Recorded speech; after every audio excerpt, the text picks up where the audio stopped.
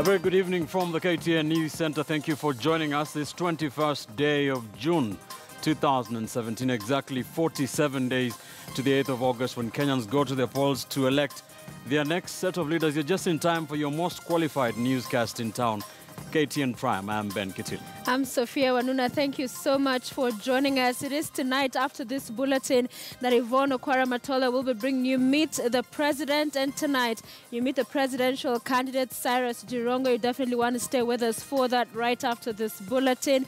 But for now, let's have a look at our top stories.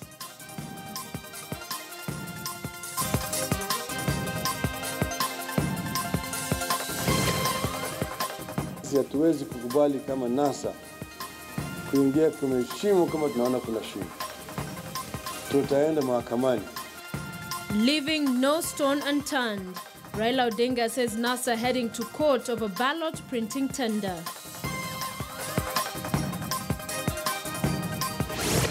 Kishindo tutakubali. Si mmesikia kusema hivyo? Umewahi kusikia yeye hata siku moja? Akalalamika sijui Chebukati. Akalalamika ballot papers. Saa hii analalamika ati kura itaibiwa. Kura gani itaibiwa na yeye hana kura? Let them panic because Jubilee is ready. Uhuru and Ruto tell the Murang'a stronghold. I'm scared of men. Even my own husband. So they unleashed peace.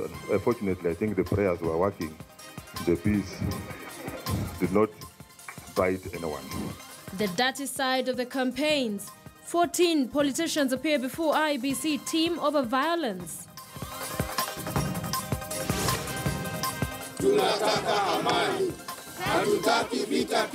And Kiamba victims march for peace as NCIC meets with Uasin Gishu elders.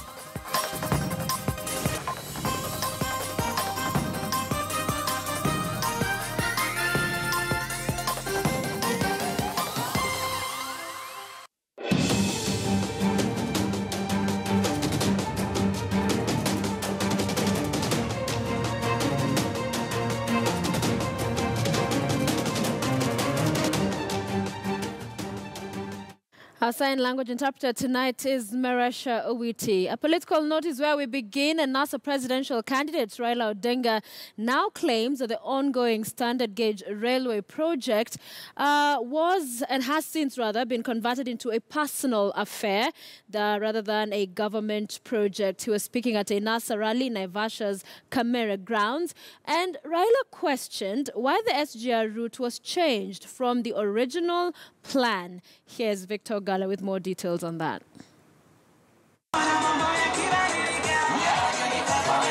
Raila Odinga raised queries over the route that the standard gauge railway will pass through, claiming that the parcel of land belongs to a high-profile politician from the Jubilee Party.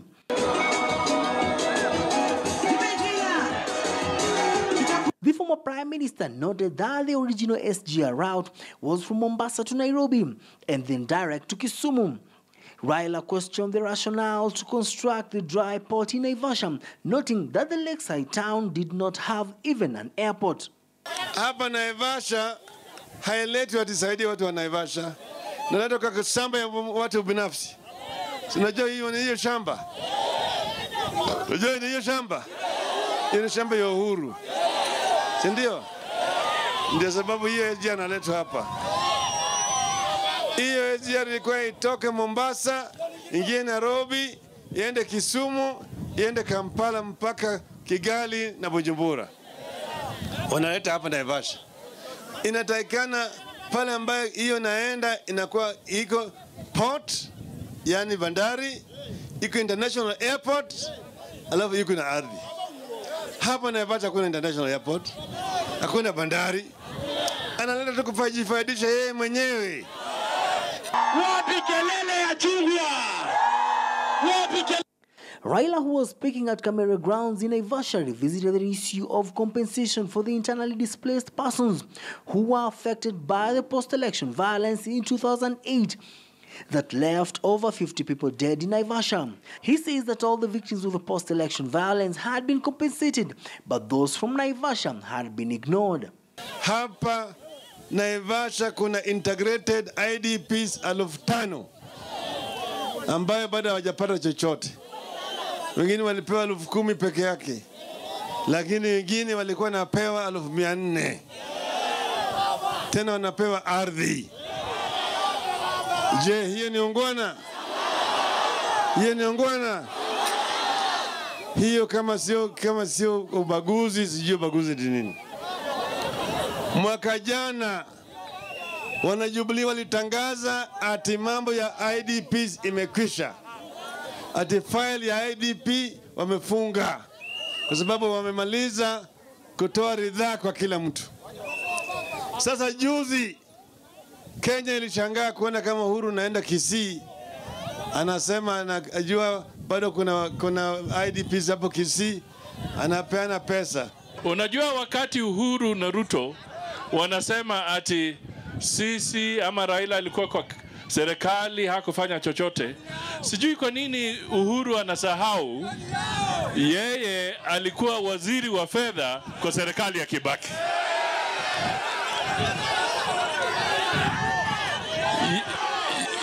Ruto anasahau alikuwa waziri kwa serikali ya Kibaki, na mambo ya mahindi ikaenda vibaya. Tarehe 8 mwezi wa 8 ni kuonana na Uhuru mundu kumundu. Mundu mukuwe tayari, Kenya iko tayari. Tupeleke Uhuru na Ruto nyumbani. The NASA Brigade further lashed out at flower farms for having poor working conditions, as well as cautioning them against laying off workers without any proper structures. The NASA leaders also accused the government of letting Kenyans suffer due to high cost of living, while those in power turned a blind eye. Victor Gale, KTN News, Naivasha, Nakuru County. And that brings us to your favorite segment, the big question. And on our big question tonight, we're asking you, do you feel the Jubilee government has given Kenyans satisfactory answers on the Naivasha SGR queries? Do you feel the Jubilee government has given Kenyans satisfactory answers on the Naivasha SGR queries? Get in touch with us tonight with your views at Ben_Kitili, at Sophia Wanuna, at KTN News, or you can send an SMS for free on 22155. We'd love to hear from you tonight. Stay on the campaign trail. Shalwi and Raila Odinga has announced that the NASA team will be heading to court over the ballot printing tender handed to Al Ghuraid by the Independent Electoral and Boundaries Commission, IEBC. Raila Odinga says that the IEBC is not to blame, claiming it is acting under pressure from the Jubilee Party. Religious leaders, on the other hand, have offered to mediate between the IEBC and the elections stakeholders over the issue. As he launched the Adopt a Polling Station initiative aimed at preventing rigging, Raila eventually voiced what has been only a matter of speculation since the ballot tender standoff began. Tutaenda mahakamani na kusimamisha hiyo kandarasi. Kama IEBC hawataki uchaguzi, walezi wa Kenya. Sisi kama wananasa tuko tayari kwa uchaguzi. Raila has maintained his stand on the tender given to Dubai-based Al Ghuraid Printing and Publishing, claiming there was a push from the ruling Jubilee government. Wao wanasukuma IEBC. IEBC inasukuma tu. Si ati wanapenda. Wanasukuma tu mpaka muende Dubai. Mpaka tuende Dubai. Nasema hatuendi Dubai. Sisi turudi Misri. Tunaenda Kanani. Even though there are only 47 days left to the general election, Raila maintains the tender should be recalled. Kuna njama ambaye hata mtu mjinga anaweza kuona iko juu ya hii zabuni hii. Ndio sababu tumesema sisi hatuwezi kukubali kama NASA kuingia kwenye shimo kama tunaona kuna shimo. Other candidates in the presidential race are also questioning the manner in which the tender was handed to the Dubai company, as leaders in the Jubilee Party call it a calculated move to derail the elections. And we shall not be participating any further in any meeting regarding the printing of those ballot papers. Al Ghuraid firm of Dubai should not print these ballot papers. The printing could be done by anyone, including the farms which belong to the NASA principles. But speaking separately in Nairobi, Interreligious leaders offered themselves for talks between the election stakeholders and the IEBC. Acknowledge the significance of dialogue so that people talk and come to a consensus over matters that may have contention, because that is good for everyone. Tungependa kuwasihi hasa watu wote pamoja na wapiga kura wajiondolee kabisa na waache IEBC watekeleze kazi yao. The IEBC stated categorically last week that the tender will not be cancelled. Nicholas Mbua, KTN News, Nairobi. President Uhuru Kenyatta has dismissed claims by the National Super Alliance presidential candidates, that's Raila Odinga, that Jubilee is planning to use the Kenya Defence Forces to rig the August polls. Speaking during his Meet the People tour that happened today in Murang'a, President Kenyatta claimed Raila Odinga has panicked after sensing defeat. Jeff Kirui will be bringing us more details on that story. But first, let's have a look at this clip. Mkampatia kazi jameni, aunganishe Kenya, aendelee na wera, na mtapatia timu ya Jubilee. Sikieni watu wa Murang'a. Kenya ingine yote ile inataka kujua Murang'a wanasema nini. Huyu Uhuru Kenyatta ili aweze kutimiza malengo na manifesto ya Jubilee, lazima mumpatie watu ambao watafanya kazi na yeye nyuma yake kuhakikisha kwamba Jubilee inafaulu. Mtapatia yeye gavana ya Jubilee, na seneta ya Jubilee, na mbunge ya Jubilee, na mama county wa Jubilee, na MCA wa Jubilee, ama Mungu na mpango ya kando. Vile tumesema hapa, umesikia, kusambazia watu stima, tuhakikisha kwamba kila Mkenya ambaye anahitaji stima amepata. Kazi ya kuhakikisha ya kwamba barabara kama hii ambayo tutaanza hivi karibuni kutoka hapa kwenu iungane mpaka Kigumo, tunataka 21 kilometers hapo tuweke lami, hiyo barabara iwe sawa. Ni namna hiyo. Mulisikia nikiwa kule Nyeri, hii highway yetu tunataka to expand. Hii dual carriage ndio ikuje ifike Nyeri kielekea Nyanyuki, ndio iungane na Isiolo na ile barabara nyingine ambayo itatoka Lamu. Hiyo itapanua nafasi ya watu wetu kufanya biashara. So Jeff Kirui will have a full report of Jubilee's campaigns today for us later on this broadcast. But in other news, Wavinya Ndeti, who is eyeing the Machakos governorship position, got a major reprieve today when the High Court ordered the Independent Electoral and Boundaries Commission to include her name on the ballot paper. Indeed, the electoral body IEBC had barred her from contesting for the position on grounds of belonging to two political parties. But as our Patrick Amimo now tells us, Justice George Odunga says the argument on party hopping was irrelevant and hence the decision unreasonable. At the High Court, Wavinya Ndeti and her running mate Peter Mathoki waited with bated breath as Justice Odunga delivered his ruling on whether her name should be included on the ballot paper. Printing of ballot papers is expected to start by the end of this week, and these had caused anxiety among Wavinya's supporters, as IEBC had already barred her from contesting for the position currently held by Dr. Alfred Mutua. This court for purpose of being pushed the decision of the Response Tribunal made on 8 June 2017 in Complaint 79 of 2017. That decision is hereby pushed. The ruling was ecstatic for Wavinya. According to IEBC, the former Kathiani MP belonged to two parties, Wiper Democratic Movement and Chama cha Uzalendo. So whether she lawfully joined Wiper was not an issue that was addressed by the committee. In any case, that issue had been dealt with by the PPDT, which found that as at 30th April 2017, the expert applicant was bona fide member of Wiper. IEBC had argued that Wavinya was guilty of party hopping and that allowing her to contest would open floodgates for more petitions. The only basis upon which the IEBC Dispute Resolution Committee arrived at the decision of the 8th of June 2017 cannot stand legal scrutiny. It was, with due respect, hopelessly unreasonable. Odunga accused IEBC of dishonesty by not furnishing the court with full facts of their decision. With respect, there is some level of dishonesty in the position taken by the Commission. there were other material which would have assisted the court in arriving at a just decision, nothing would have barred it from lodging the same. It's noteworthy that the Commission instead decided to lodge, and I dare say, so inappropriately, an electronic document allegedly containing the list of members of the Wiper Party. As a judicial tribunal, the respondent tribunal committee is expected, pursuant to the national values and principles of governance in Article 10 of the Constitution, to be transparent and accountable in its dealings with the candidates and the court. Outside the court, Wavinya and her supporters, including NASA presidential running mate, welcomed the ruling. Koti imeamua na imeamua vizuri.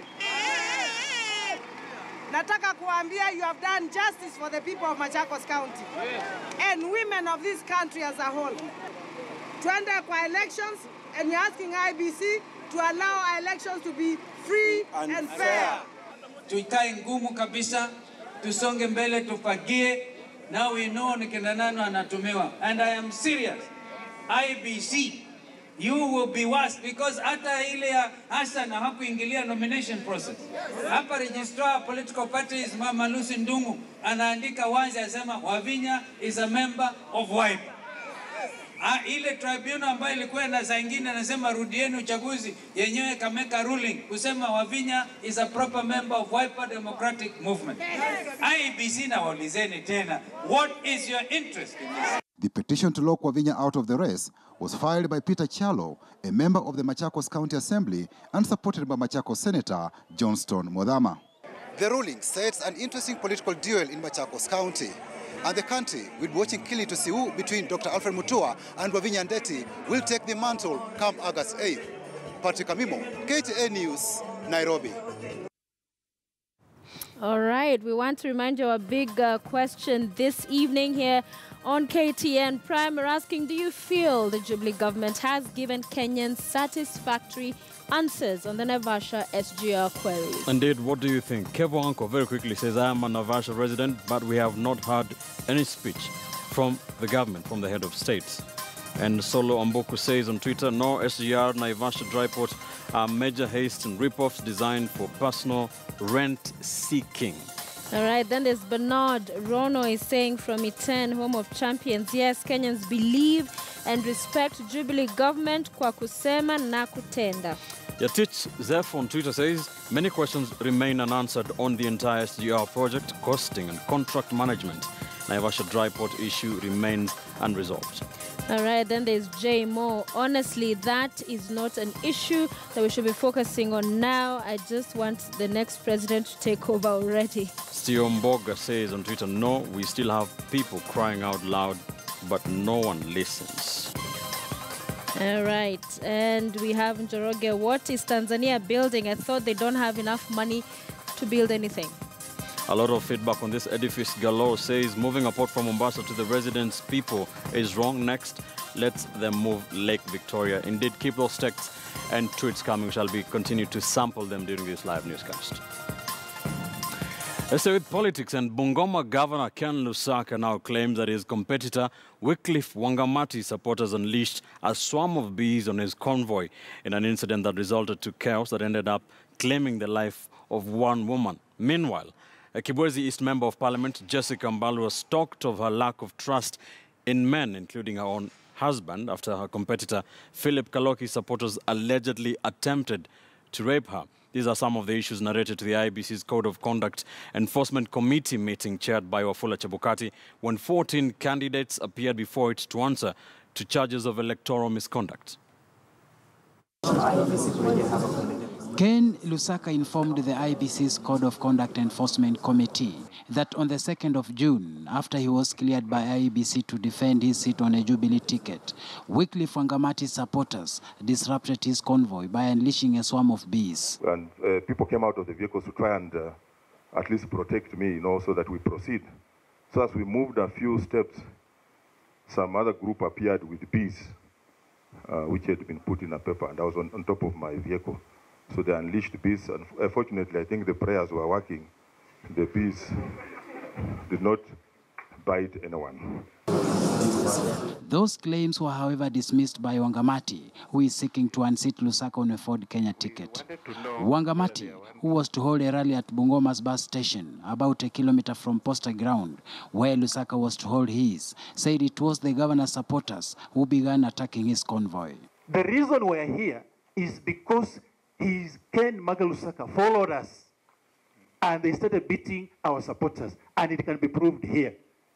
And Chair, one of the when he went to address his rally, we have his speech here. He said, "Sisi tulikuja hapa hatukuacha mikono nyumbani," showing that he was prepared for war. Lusaka maintained that being a Christian, he is a peacemaker and that whatever happened on that day caught him by surprise. A position rubbished by Wangamati, who informed the commission that everything was pre-planned. Somebody youths carrying sticks. These are sticks that were bought and given to youths. They would not have bought them in that particular day. They would have bought them in the previous day, preparing for that violence on that particular day. It depends on what you want to see and what you want to present. So we also will give videos, so then you can look at them and see who are carrying maybe bigger rungus and who are carrying stones. Because we also have videos. And we are saying, you know, we are also not mad people just to follow people from behind and start beating them. Then came the case of Kibwezi East Member of Parliament Jesse Kambalu of Wiper Democratic Movement against her competitor Philip Kaloki of Jubilee. In her submission, Mbalu informed the committee of how Kaloki's supporters harassed her sexually. They watch and they want to rape me. The camera is here, I have children, I have women who support me, I have sisters and I lead people. They were even finger pointing and saying, we want to. Mbalu further claimed that she now fears men, including her own husband. But Kaloki refuted Mbalu's claim, saying he's a family man and that he doesn't find fun in harassing women, with his lead counsel Solwa Silwa advising the committee against making determinations based on emotions. Chair, I'm even scared of men. Even my own husband, he has to be nearer to me for me to know he's my husband. I have a wife, I have a sister, my mother is still alive. I deal with the women. I relate with them on a daily basis. The issues of intimidation, it is an issue of campaigning. A total of 14 candidates appeared before the committee, and the decision shall be made between Thursday and Friday. If any shall be found guilty, he or she could be fined or barred from vying altogether. Shadrach Miti, KTN News. This is KTN Prime. We take a quick commercial break. We still have more from the campaign trail when we come back. Indeed, and after this bulletin, you want to stay with KTN News because our Yvonne Okwara Matole will, on Meet the President tonight, host Cyrus Kwa Shakalaga Jirongo. That's the name on the ballot. That's the name on the ballot, so you better familiarize yourself with that. Otherwise, you'll be there and be like, say what? But anyway, we'll have more of that after the show, of course, tonight, so do stand by.